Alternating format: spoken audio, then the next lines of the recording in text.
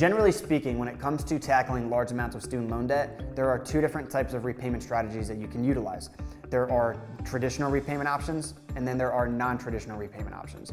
A traditional repayment option would be like a private loan where you would refinance with a private company and ideally get a low interest rate, and then your payment would be based off a combination of principal and interest and what pays your loan off in X amount of years, whatever the term is that you choose.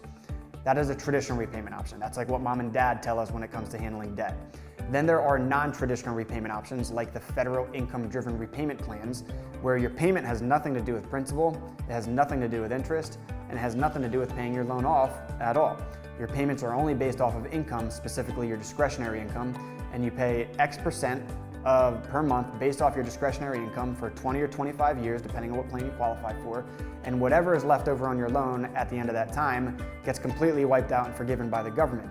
But it's important to understand and recognize that every single penny of principal and or interest that gets forgiven on these loans does count as taxable income in that final year of repayment. So it's important to understand that there is a tax consequence or a tax liability associated with loan forgiveness on these plans. So now that we know that there are two costs with these plans, there's your monthly payments and your loan forgiveness tax bill, it's important to understand that the way that these payments and the way that these costs work are a little different. What I mean by that is this. Now, when you make a monthly payment into these plans, you're always gonna pay 100% of that dollar. So if your monthly payment is $100 per month, you're gonna pay that full $100 monthly payment. Whereas if that same $100 monthly payment got forgiven on the back end of your loan, you would only have to pay the income tax on that money.